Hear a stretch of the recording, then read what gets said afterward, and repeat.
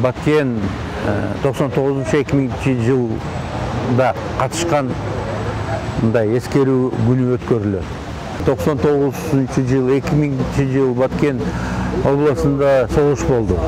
Былтыр 21-жылы, быйыл 22-жылы дағы соғыш болуп атат.